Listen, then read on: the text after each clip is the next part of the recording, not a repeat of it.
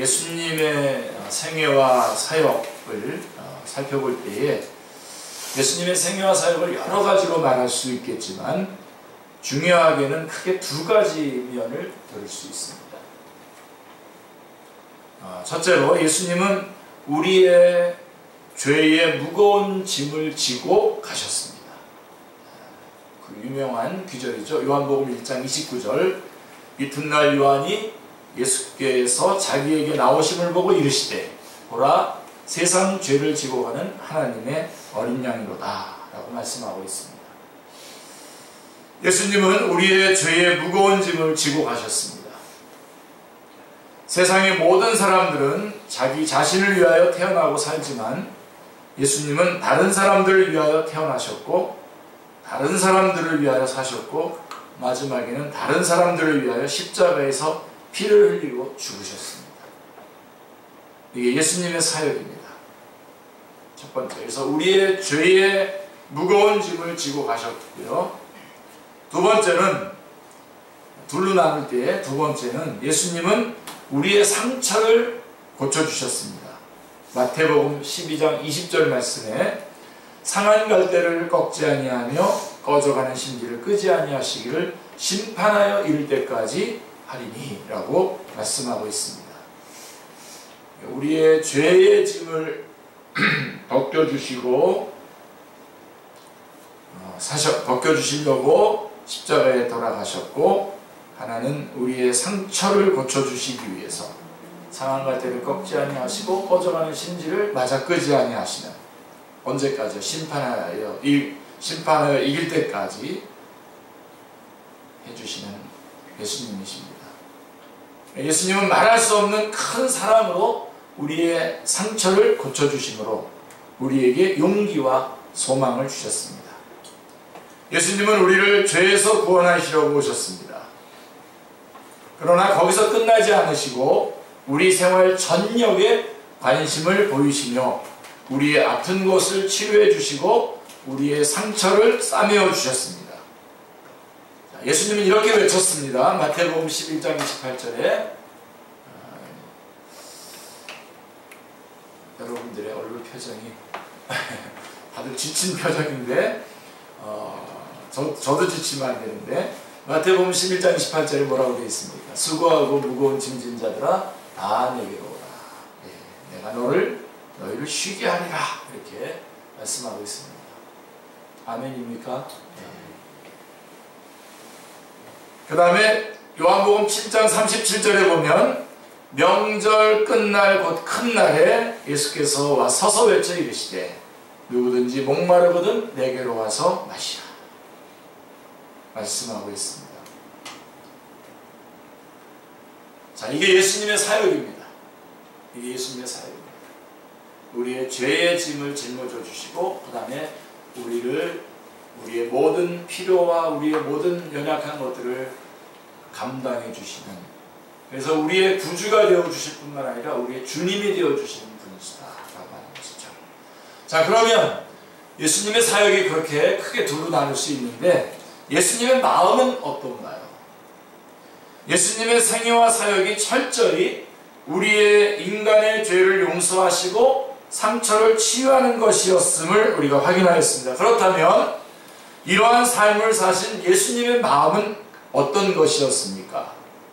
첫째로 예수님의 마음은 목자의 마음입니다. 여러분들이 다시 놓칠까봐 제가 보니까 제가 이게 5년 전에도 한번 이 설교를 한 적이 있어요. 예수님의 마음은 어떤 마음이냐? 목자의 마음. 아멘? 네. 아멘 하셔요. 왜 안 하시죠? 예수님의 마음은 목자의 마음입니다. 네. 누가복음 19장 10절, 누가복음 15장 1절로 7절에 잘 나와 있습니다. 자, 이 말씀 누가복음 19장 10절, 누가복음 15장 1절로 7절의 이 말씀들의 배경은 이스라엘입니다. 이스라엘을 배경으로 해서 자 99마리의 양을 남겨두고 잃어버린 한 마리의 양을 찾아 나서는 목자의 마음, 네, 그것이 예수님의 마음입니다. 그리고 이 마음은 한 번도, 지금까지도 한 번도 바뀐 적이 없습니다. 그래도 아멘 안 하시네요. 아멘입니다. 예. 만약에 이거 바뀌었다면 우리 지금 살아남지 못했을 겁니다. 자, 이 말씀을 듣는 이스라엘을 배경으로 해서 하는 이 말씀을 듣는 사람 중에 만약에 목자의 일을 하고 있는 사람이 섞여 있었다면 이 말씀을 들을 때는 아주 호소력 있는 말씀으로 받아들였을 것입니다. 이스라엘을 배경으로 한 이 말씀은 목자와 양의 관계가 생명적인 관계다. 무슨 관계라고요? 생명적인 관계. 생명적인 관계라고 하는 것을 말해줍니다. 우리나라 사람들이 문전옥답을 흙 이상으로 생각하는 것과 같은 것입니다. 자, 저녁일에서 양들이 돌아오면 목자는 양을 한 마리씩 살핍니다. 우리로 들어오는 양들을 쭉 살핍니다. 혹시 병이 들었나 상처가 있나 조사를 합니다. 오늘 말씀처럼 100마리의 양떼라면 100마리 정도의 양떼라면 이건 예수님께서 비유로 드신 말씀입니다. 그래서 100마리가 있다고 하자 이렇게 말씀하신 거죠. 100마리의 양떼라면 이름을 다 붙여줍니다. 그 양들 하나하나에 이름을 다 붙여주고는 아주 친숙하게 다루게 됩니다. 자, 저는 이런 경험을 못했는데요. 저도 이스라엘 갔을 때 갔지만 이런 경험은 못했는데 한돈 목사님, 저희 선생님이신 목사님이 성지순례를 하면서 경험을 했다고 합니다. 이런 성지순례도 좀 한번 해야 될 텐데요. 자, 목자들이 이끄는 양떼 두 떼가 쭉 서로 엇갈려서 이렇게 지나가는데 마침 목사님이 탄 차가 그 사이를 지나가게 되었답니다. 이렇게 양떼가 이렇게 엇갈려서 가고 있는데 그 사이로 이제 목사님이 탄 차가 지나가게 되었는데 그 바람에 양들이 섞였어요. 양들이 섞이게 됐고, 자, 그래서 목사님은 미안하기도 하고 걱정도 돼서 어쩔 줄을 모르고 있는데 정작 양떼의 목자들은 너무나 태연하게 그냥 뭐 전혀 관계없이 태연하게 가던 길을 그냥 가더랍니다.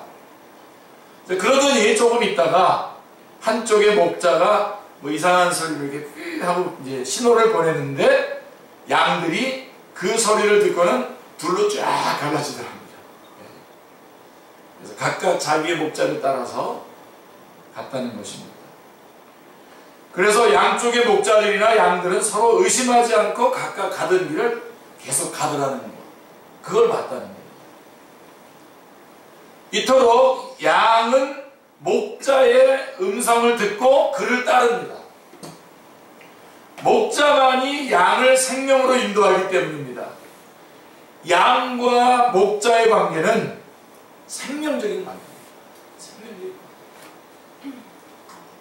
자, 오늘 누가복음 15장 5절 말씀에 보시면요, 우리가 예수님의 마음을 얘기하면서 목자의 마음인데 누가복음 15장 5절 말씀에 보면 이런 말씀이 있어요. 이 말씀 보면서 한참 동안 이렇게 울먹였던 기억이 납니다. 찾아낸 즉 이라는 말씀입니다. 또 찾아낸 즉 즐거워 어깨에 메고, 누가복음 15장 5절 찾아낸 즉. 우리 주님의 마음은 잃어버린 양을 찾고 또 찾아서 끝까지 찾아내고야만은 목자의 마음입니다. 우리 주님의 끈질긴 모습을 이 말씀 속에서 찾아볼 수 있습니다. 할렐루야. 자, 그래서 여러분들이 기억하셔야 됩니다. 거기에 한 마리의 양이라고 했습니다. 한 마리의 양. 자신을 한 마리의 양에서 제외시키지 마시기를 바랍니다. 여러분, 우리 주님은 목자와 양의 관계가 그래서 집단적으로 이렇게 대하는 것이 아니라 한 마리의, 그 한 마리의 양을 잃어버렸고 잃어버린 양을 찾고 찾아서 찾아낸 즉 그 한 마리입니다. 자, 우리 주님은 어떻게 하셨습니까?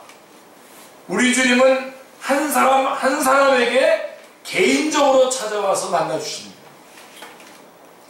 우리가 이렇게 교회로 모이지만 여러분들이 주님을 만날 때는 주님과 1대1로 만나는 겁니다. 놓치지 마셔야 됩니다. 1대1로 만나서 오늘날 우리가 이 자리까지 온 겁니다. 우리 주님은 잘 따라다니는 양에 대한 애정은 물론일 뿐만 아니라 잘 따라오는 그런 양들이 있죠. 그에 대한 애정은 물론이고, 그런데 뒤로 처지고 속썩이는 양에게도 큰 애정을 가지고 있습니다.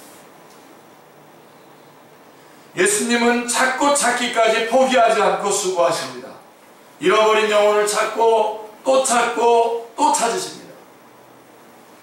찾아내서 구원해내시고야 맙니다. 아멘. 우리 다 그렇게 해서 전에 1973년인가요? 엑스포로 이렇게 할 때 여기다가 붙였어요. 나는 찾았네 이렇게 붙이고 다녔어요. 그래서 우리가 저도 어렸을 때였지만 그때 반발이 뭐냐면 우리는 찾았네가 아니라 우리는 들켰네 이렇게 써야 됩니다. 우리 들킨 거죠. 하나님한테. 우리가 찾았습니까? 하나님이 우리 찾았지. 우리를 찾기까지 절대로 포기하지 아니하시고 찾고 또 찾으십니다. 찾아내서 구원해내시고야 합니다. 잃어버린 심령을 찾고 계시는 우리 구주 예수님, 문만 열면 문 앞에 찾아와 계시는 우리 주님 예수님을 구주와 주님으로 영접하시기를 기도합니다. 이 예수님이 여러분의 구주와 주님이시기를 바랍니다. 기도합니다. 그리고 우리 예수님의 마음은 어떤 마음이냐? 목자의 마음이고요. 또 하나는 뭐냐면 의원의 마음입니다. 의원. 의사의 마음. 여러분들이 의사에 대한 인상이 어떤지 모르겠습니다만은 저는 아직까지 그래도 그에 대한 의사의 마음, 의원의 마음. 오늘 우리가 본문으로 읽었었던 마태복음 9장 9절로 13절 말씀에 잘 나와 있죠. 예수님의 마음은 병든 자를 찾아서 모든 수고로 병든 자의 병을 고쳐주시고 그의 건강해진 모습을 바라보면서 기뻐하시는 의사의 마음입니다. 자, 오늘의 본문 마태복음 9장 12절 13절 말씀을 제가 다시 한번 읽어드리겠습니다. 예수께서 들으시고 이르시되 건강한 자에게는 의사가 쓸데없고 병든 자에게라야 쓸데있느니라. 너희는 가서 내가 긍휼을 원하고 제사를 원하지 아니하노라 하신 뜻이 무엇인지 배우라. 나는 의인을 부르러 온 것이 아니요 죄인을 부르러 왔노라 말씀하고 있습니다. 자, 예수님께서 많은 이제 오해가 있는데요. 예수님께서 세리들의 모임에서 음식을 먹었죠. 세리들이라고 하면 그 세리들과 같이 음식을 먹고 있었습니다. 그런데 그 모습을 바리새인들이 봤어요. 그리고 예수님이 어떻게 세리와 죄인들과 어울려서 식사를 할 수 있느냐고 비아냥거리고 있습니다. 그게 그 장면입니다. 지금 자신들이 경건하다고 여기고 율법주의와 선민의식과 우월감에 사로잡혀 있는 유대인들에게 있어서는 예수님의 행동은 결코 용납될 수 없는 것이었습니다. 그리고 그들은 죄인들과 어울리지 않는 것이 하나님의 뜻이라고 여겼습니다. 그런데 정작 진짜 하나님이신 예수님은 어떻게 하셨습니까?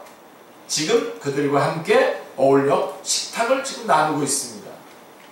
이 장면을 잘 보시면서 기독교가 뭔지 예수님이 왜 오셨는지 우리가 어떻게 살아야 되는지 확실하게 여러분 붙잡으셔야 됩니다. 예수님의 마음은 바로 이런 죄인들과 어울리는 마음입니다.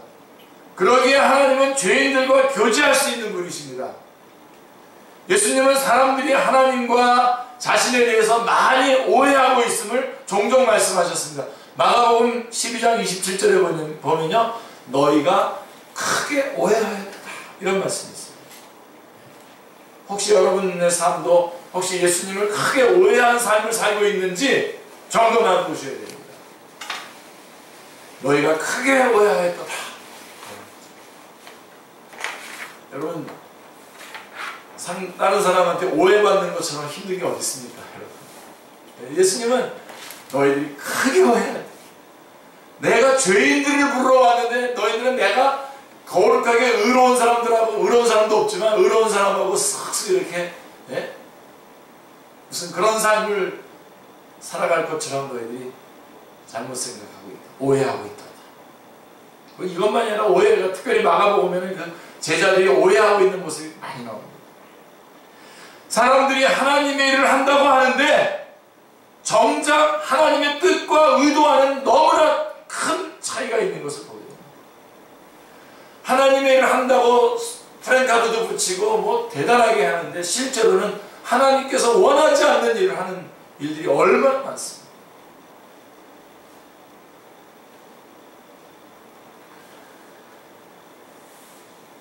하나님이신 예수님께서 직접 와서 보니까 하나님의 일이 많이 왜곡되어 있음을 보셨습니다. 그러기에 이제 예수님께서 직접 하나님의 뜻을 밝히 보여주시는 것입니다.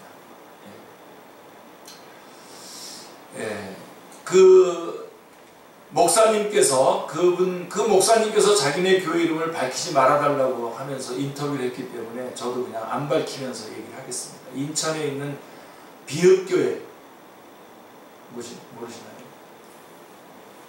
그 교회 목사님은 어떻게 하기로 교회를 결정했냐면, 그분은 자기가 사례비를 100만 원 받습니다. 교인이 1000명, 2000명 되는 교회인데 100만 원. 근데 10번째 주, 한 1년에 5번, 10번째 주는 교회 문을 닫습니다. 교회 문을 딱 닫고 조그만 교회를 다 가라 해요. 그분 교회가 감리교회인데 어디로 가든지 가서, 물론 이제 뭐 그거에 대한 부작용도 있어요, 여러분. 그 분명히 있어요. 부작용도 있는데, 그러나 여러분, 제가 볼 때 하나님께서 그런 부작용 정도는 얼마든지 덮어주실 거라서, 그래서 하나님의 뜻을 이해한 분인 것 같아요. 저희 교회는 숫자가 조금 모이니까 이러면 안 되는 건가요? 제가 한참 동안 멍하게 그 기사를 읽으면서 많이 생각했습니다. 혹시 나는 하나님의 뜻을 오해하고 있는 건 아닐까? 하나님의 말씀대로 제대로 하고 있잖아. 지금 온 교회가 다 같이 막 행복한 교회, 그런 교회 이렇게 해가지고선 어쨌든 번영과 이런 것들을 주겠다고 하는 약속들을 막 쏟아내고 있고, 결과에 대해서 책임 안 집니다. 막 쏟아냅니다. 준다는 겁니다. 오라는 겁니다. 내라는 겁니다. 잘 된다는 거예요. 왜 잘 돼야 되는지, 지금 이분이 고난당하고 있는 것이 왜 지금 심판과 저주가 아니라 무슨 의미가 있는지 이런 것들은 설명해 주지 않은 채로 그냥 잘 된다는 겁니다. 건강할 거라는 거고, 사업 잘 될 거라는 거고, 성공할 거라고 하는 것 마구 막 얘기하고 있습니다. 뻥 잡는 게 매라고 그냥 사람이 확 몰리죠. 그러다 보니까 많은 사람들이 아니잖아요. 그 말하는 대로 아니잖아요. 그리고 성경이 말하려고 하는 게 그게 핵심도 아니잖아요. 그냥 다 이 안에 저 설교 말씀은 예배 순서 가운데 한 번 있는 거고, 목사들이 자기 살기 위해서 그냥 한 번 하는 거구나, 그렇게 하는 거예요. 이 말씀이, 하나님의 말씀을 보고 더 하나님의 말씀을 더 할수록 하나님을 더 영광드리고 더 찬양하고 더 하나님을 알아갈수록 더 하나님 앞에 헌신하고, 이런 말씀으로 설교 말씀을 듣는 게 아니라, 한쪽은 아직까지 속구선 번영될 거라고 속구선 듣고 있고, 한쪽은 아닌 것을 알았기 때문에 이제 그냥 관심 없는 말씀으로 듣고 있는 겁니다. 축제교회는 그런 교회가 아니기를 정말 제가 무릎을 땅에다 펑펑 박으면서, 머리를 박으면서 기도하고 있는 겁니다. 축제. 오해하지 않다. 29주년이 지난주에 되었을 때 저는 사실 정말 창피했습니다. 저는 창피했어요. 왜냐하면 하나님 앞에서 저를 번듯하게 좀 이렇게 하나님의 일도 좀 하고 있고 그랬어야 되고 뭐 어떤 뭐 외형적인 것도 좀 이렇게 있어야 되지 않겠나 그랬는데 한 번 목사님께서 저한테 그러셨어요. 29주년입니까? 저희 10주년인데 아유 죄송합니다. 29년을 버텨왔다고 저를 칭찬해 주는 거예요. 이렇게 막 번영되고 부흥하는 교회 29년 하는 건 재밌을 겁니다. 아마. 계속 팍팍팍 기는 교회 계속 맞는 거는 쉽지 않을 것 같은데 그래도 주님께서 만약에 이런 상황들을 변하지 않은 채로 그냥 가는 것이 맞다고 한다면 저는 그냥 가겠습니다. 그러나 하나님 말씀을 오해하고 싶지는 않습니다. 자, 이런 많은 오해가 있었기에 예수님께서 직접 오셔서 우리들에게 하나님의 뜻을 밝히 보여주시는 겁니다. 그래서 99마리 혹은 또 의인, 자기가 자칭 의인이라고 하는 사람들 제껴놓고 죄인들에게 찾아가시고 한 마리 잃어버린 양에게 찾아가시는 예수님의 모습을 통해서 우리는 하나님의 뜻이 무엇인지를 정확하게 알아야 되겠죠. 우리 전도가 안 된다 그러지 않습니까? 거짓말입니다. 사탄이 우리를 속이는 겁니다. 좀 노골적으로 얘기하면 자기보다 좀 이렇게 어떤 사회적인 어떤 수준이나 이런 것들이 괜찮은 사람, 그런 사람들과 어울려서 그런 사람들에게 전도하려고 하니까 전도가 안 되죠. 그리고 그런 차원에서 얘기하니까 안 되지만 정말 절대절명의 상황에 놓여있는 많은 장애우들, 또 많은 그런 어려움을 겪고 있는, 재정적으로 어려움을 겪고 있는 사람들, 이런 사람들 찾아갑니다. 우리가 먼저 섬기기 시작하면요, 마음을 열고 주님 앞에 돌아올 사람들이죠. 허다하게 많습니다. 그래서 여러분, 이제 그쪽으로 눈을 돌리세요. 아니, 여러분 일단 사세요. 여러분들이 일단 하나님 앞에 정말 참 예배자로 그리스도인으로 사세요. 그것부터 먼저 하세요. 하는데, 그리고 나서 여러분들이 정말 만분의 1, 만이 나는데, 나이를 위해서 하는데, 만 1이라고 하나, 1이라고 하는 거 하나 더 여러분 힘이 있다면, 그런 사람들을 하는 거죠. 자칭 자기들이 스스로 죄인이라고 생각하는 사람. 정말 누군가가 손을 잡아주지 않으면 일어날 수 없는 사람. 찾아간다면요, 지금도 우리 주님 말씀하신 대로 희어져 추수하게 되었도다 라고 하는 말씀이 맞는 말씀입니다. 아멘입니다. 우리 전도를 하더라도 이 사람을 내가 우리 교회 전도에 와서 내 명예가 실추되지 않을 사람들을 전도하고 그러는데 그런 원칙은 없습니다. 전도의 원칙 가운데. 자, 저들은 바리새인들 이런 사람들은 세리와 죄인들을 외면했지만 우리 주님은 자신이 그들을 위해서 오셨다고 말씀하고 있습니다.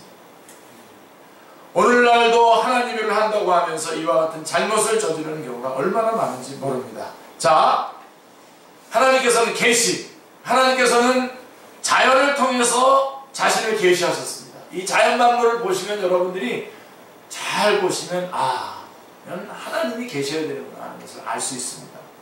그리고 우리의 양심을 통해서 자신을 좀 더 깊이 보여주셨습니다. 그래서 우리 가끔 그런 말 하잖아요. 어떻게 사람이 그럴 수가 있냐 이렇게 말하죠. 그게 다 우리의 양심을 통해서 하나님께서 살아계심을 우리에게 보여주는 겁니다. 또한 다른 한 민족을 유대인을 택해서 역사 속에서 자신을 계시하셨습니다. 자, 그럼에도 불구하고 하나님에 대한 바른 이해를 인간들은 하지 못했습니다. 그래서 우리 인간을 구원하시려고 하나님께서 우리 인간의 이해 속으로 뛰어드셨습니다. 그분이 바로 하나님이신 성자 하나님 예수 그리스도이십니다. 예수님은 우리와 완전한 소통을 이루기 위하여 인간이 되셔서 인간의 모습으로 오셨습니다. 고릴라로 오신 것이 아니고 천사의 모습으로 오신 것이 아닙니다. 바로 인간으로 오셨습니다. 자, 예수님이 오셔서 하신 일이 뭡니까? 예, 죄인을 부르러 오셨습니다.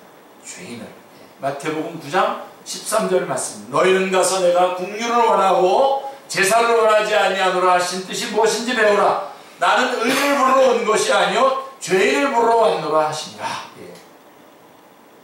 12절은 이렇게 말합니다. 병든 자에게 가야 쓸데있느니라. 예.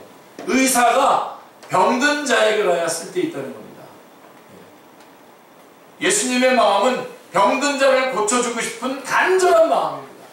예수님은 병든 자를 고쳐주고 싶은 간절한 마음이 있어요. 세리와 죄인들은 우리가 잘 알다시피 노골적인 죄인입니다. 노골적인 죄인. 자타가 공인하는 죄인입니다. 그들에게는 의원이 필요합니다. 의원이 필요합니다. 그리고 그 병을 고칠 수 있습니다. 반면에 의인은 누굽니까?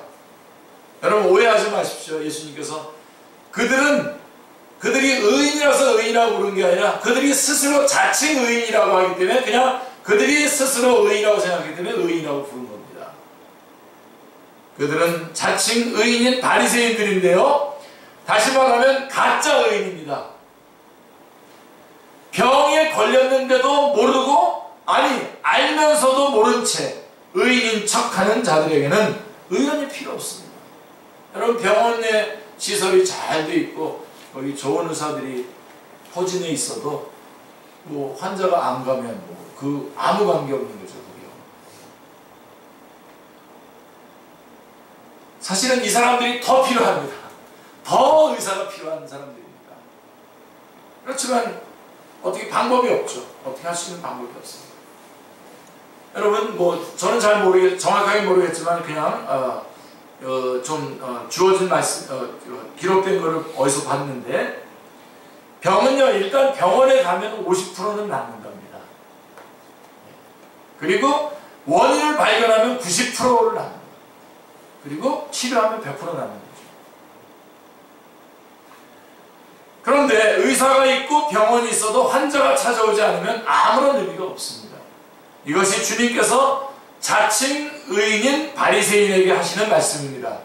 이 말씀으로 한편은 복음을 듣고 병을 고치게 됐고 한편은 정죄를 받아서 그 마음이 더욱 굳어졌습니다. 자, 여러분 우리는 어느 편에 섞여 있습니까? 스스로 의인인 체하여서 주님과의 관계가 없는, 관계를 맺을 필요가 없다고 여기는 자칭 의인 쪽이십니까? 아니면 의인인 죄인입니까? 아니면 정말 그렇습니다. 전 죄인입니다 라고 하는 노골적인 죄인입니까? 어느 편입니까? 뭐 손들어서 피할 필요는 없습니다만 속으로 한번 자 병든 자를 붙들고 온갖 지혜와 기술과 정성과 그 모든 것을 동원하여 고쳐내시는 예수님을 구주와 주님으로 영접하시기를 기도합니다. 자, 2000년 전 세리 마태를 만나서 그 집에 들어가시고 그를 변화시키신 예수님은 오늘도 이곳에 모여있는 우리들을 사랑하셔서 기쁨으로 영접하시고 우리들의 마음을 온전하게 치료하여 변화시켜 주십니다. 할렐루야. 예. 제가 중학교 2학년 겨울방학 때였습니다. 저는 제가 다니는 교회의 선생님을 통해서 한 모임을 소개받았는데요. 처음에는 주일날 낮에 모이는 영어 모임에 참석하게 됐습니다. 예, 놀랬죠. 그래서 적응하지 못하다가 목요일에 모이는 기도회에 참석해서 말씀을 들었습니다. 자, 한 번은 말씀을 듣고 있는데 설교자가 제 안에 있는 저의 모든 더러운 죄를 낱낱이 폭로하는 것입니다. 어떻게 다 알지? 그 말씀을 듣는 저의 마음은 정말 참담하고 비참했습니다. 그러나 성령님은 저를 거기에 머무르게 하지 않으셨습니다. 모든 죄가 폭로되어서 부끄러워하며 두려워하는 저를 위로하시고 예수 그리스도 앞에 나아가도록 인도해 주셨습니다. 마치 수술대에 누워있는 환자가 자신의 모든 것을 의사에게 맡기는 것처럼 저는 저 자신을 예수 그리스도 앞에 온전히 내려놓았습니다. 그날 저녁 주님께서는 저를 받아주시고 저를 구원해 주셨습니다. 날짜는 모르겠습니다. 그때 어떤 그날 목요일 날이었는데요. 저는 두렵고 떨리는 마음으로 도와주시는 분의 인도에 따라서 예수님을 영접했습니다. 자, 이 예수님의 마음, 그때 저에게 찾아오셔서 저를 구원해 주시고 도전해 주시고 위로해 주시고 받아주신 그 주님, 그 예수님의 마음은 오늘도 변함이 없습니다. 세리 마태를 변화시켰던 주님은 그 마음으로 죄인된 저를 변화시켜 구원하여 주셨고, 지금도 죄인되고 병든 자를 찾아오셔서 구원하시는 주님이십니다. 이 시간 주님 앞에 나오시기를 바랍니다. 예수님은 죄인들을 용납하시고 받아주십니다. 사실은 죄인들만이 예수님을 만날 필요가 있습니다. 그러나 우리 가운데 죄인 아닌 사람이 누가 있습니까? 다 죄인입니다. 한 사람도 없습니다. 의인은 죄인이 아닌 사람 한 사람도 없습니다. 로마서 3장 10절 23절 의인 만만히 하나도 없도다. 로마서 3장 23절 모든 사람이 죄를 범하였으면 하나님의 영광에 이르지 못한다.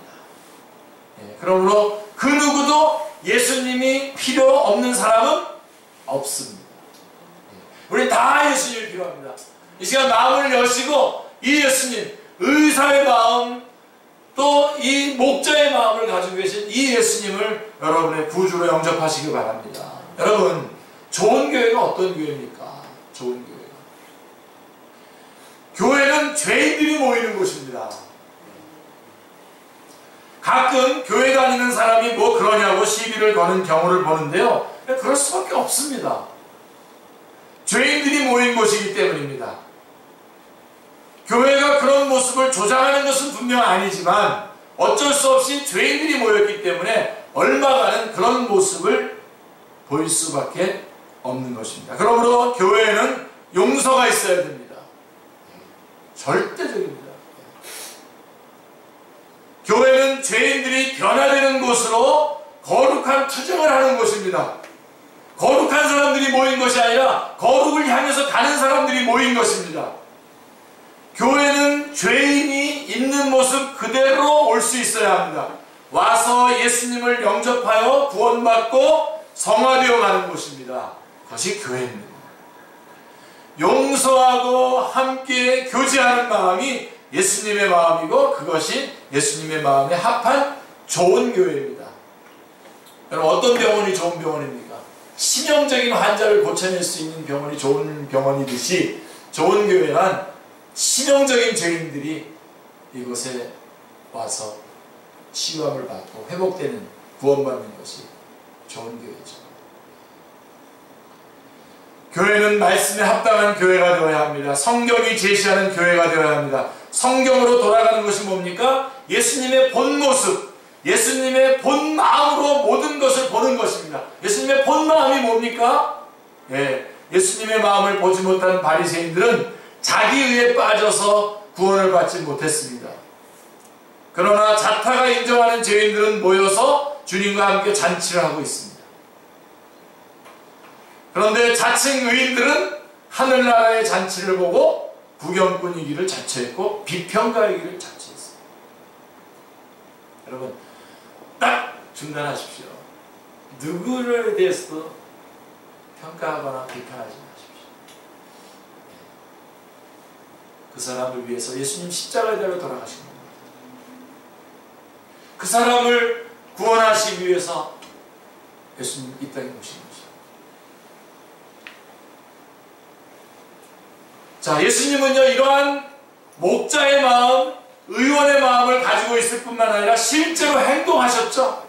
그게 요한복음 4장에 너무나 잘 나와 있어요. 실제로 행동하셨어요.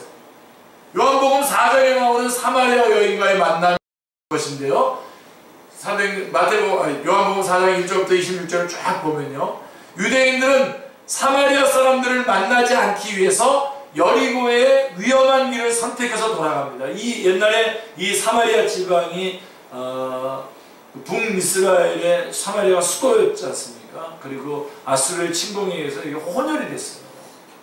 그래서 이방 취급을 했다고요. 그래서 그 사마리아 지방을 거쳐서 가지 않으려고 어렵고 힘든 여리고 길을 돌아서 이렇게 갔다고요.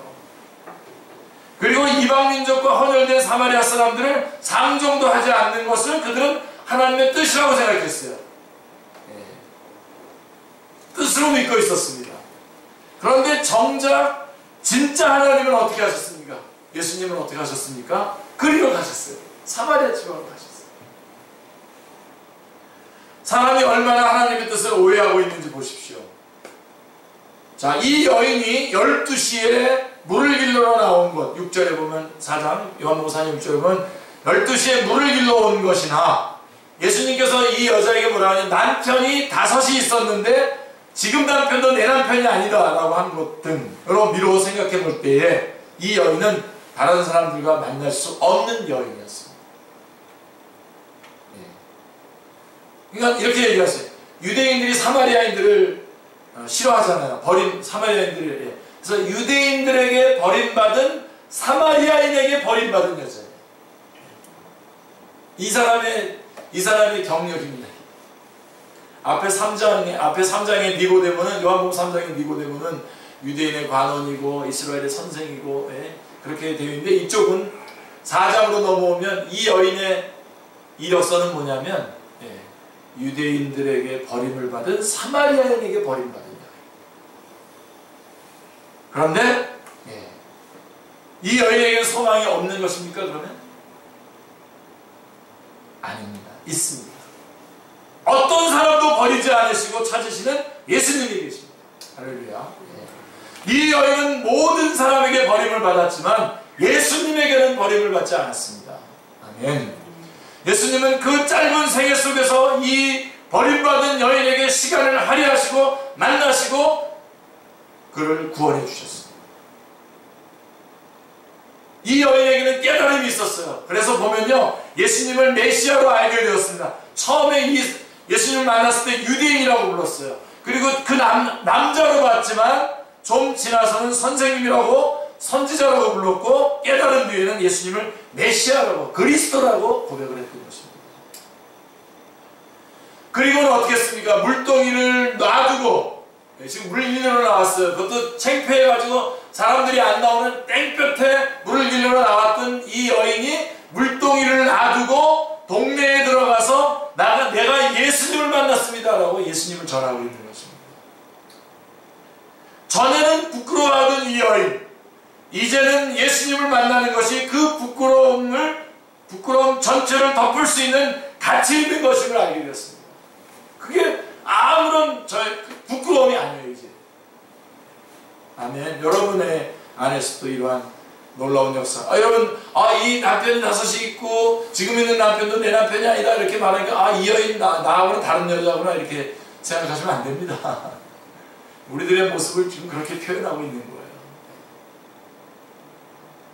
하나님은 우리가 세상에서 가장 쓸모없다고 생각하는 그 사람을 만나주셨습니다. 그러므로 우리는 그 누구를 보아도 인간을 존중하게 여겨야 합니다. 왜냐하면 하나님께서 그를 존중하게 여기시기 때문입니다. 그도 하나님의 형상으로 지음받은 자요, 그를 위해서도 예수님 십자가에서 물과 피를 쏟았기 때문입니다. 오늘 여기에 사마리아 여인과 같은 사람이 있습니까? 요한복음 3장에서 모든 것을 갖춘 니고데모를 만나신 예수님은 요한복음 4장에서는 가장 비참한 사마리아 여인을 만나주셨습니다. 이것은 이들을 대표로 보여주시면서 그 누구도 상하 좌우 남녀노소 가릴 것 없이, 그래서 어떻게 보면 한 인간으로서의 최고의 조건을 가지고 있는 니고데모와 가장 바닥에 유대인들에게 버림받은 사마리아인에게 버림받은 사마리아 여인을 양쪽을 보여주심으로써 우리가 이 안에 다 포함되어 있기 때문에 누구나 다 예수님을 만나야 된다고 하는 것을 말해주시는 것이죠. 아무도 주님의 품에 합당치 않은 자는 한 사람도 없습니다. 바로 오늘 우리가 이 예수님의 품에 안겨야 될 자들인 것입니다. 할렐루야. 주님 앞으로 나오시길 바랍니다. 자, 그러면 우리가 해야 될 일이 뭘까요? 자, 이러한 예수님의 마음, 예수님이 직접 행하신 것들을 우리가 봤는데 우리가 해야 될 일이 뭡니까? 자, 예수님은 어린아이에게 자신을 계시해 주셨습니다.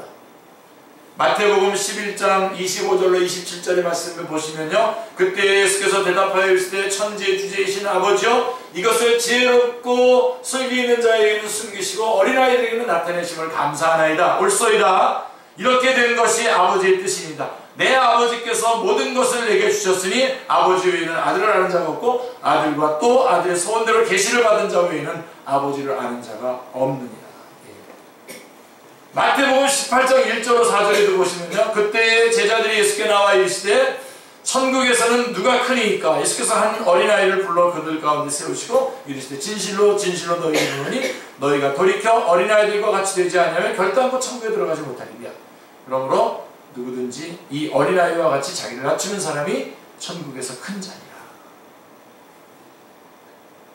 이것은 예수님이 어린아이와 같이 겸손함과 의존적인 마음을 가진 자에게 자기 자신을 보여주신다는 말씀입니다. 우리가 믿음과 신뢰를 가지고 주님 앞에 나아갈 때에 주님을 만날 수 있습니다. 그래서 우리가 이 주님 앞에 어린아이와 같은 마음으로 나아가시길 바랍니다. 정말 그 어마어마한 영광의 하나님과 비교할 때 아무것도 아닌 여러분들의 마음과 생각을 가지고 하나님이 어떻다 저떻다 그러지 마시고요, 정말 겸손한 마음으로 받아들이시길 바랍니다. 그 다음에 예수님은요, 찾고 찾는 자에게 자신을 계시해 주십니다. 찾고 찾는 자에게. 여러분, 정말 우리 거짓말하면 안 됩니다. 이 부분에 있어서. 나는 예수님을 찾았는데도 못 만났습니다. 그건 거짓말.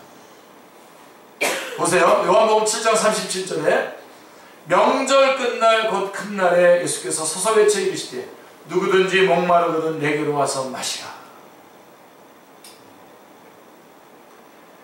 에레미야 29장 12절 13절 너희가 내게 부르짖으며 내게 와서 기도하면 내가 너희들의 기도를 들을 것이요 너희가 온 마음으로 나를 구하면 나를 찾을 것이요 나를 만나리라 말씀하고 있습니다. 주님은 거짓말하지 않으십니다. 우리가 못 만나는 것은 안 찾았기 때문입니다. 우리가 갈급함과 인내를 가지고 주님을 찾고 찾을 때 주님을 만날 수 있습니다. 주님, 제가 힘들 때 주님 어디 있었습니까? 이렇게 말하지만요, 주님께서는 여러분 곁에 있었어요.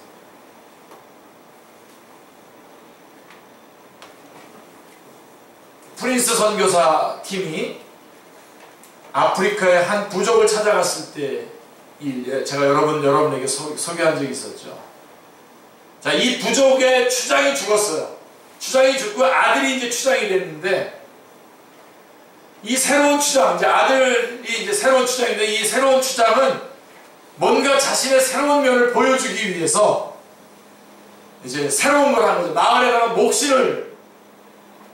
나무신을 만들도록 했습니다.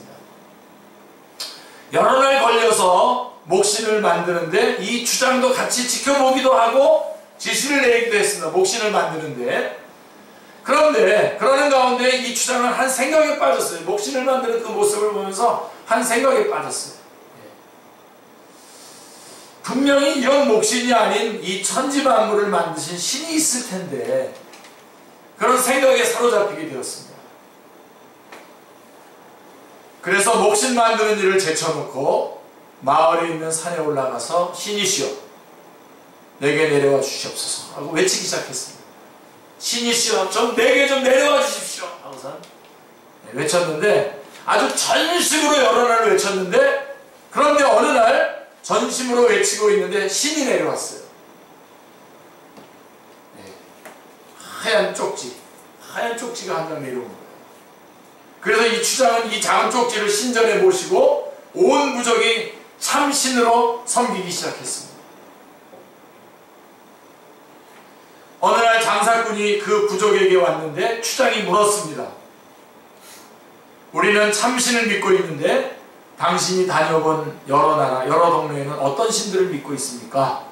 그리고는 이제 이 장사꾼을 자기네 신전에 데리고 가서 이제 신을 보여준 거예요. 근데 이 장사꾼이 보니까 전도지예요, 전도지.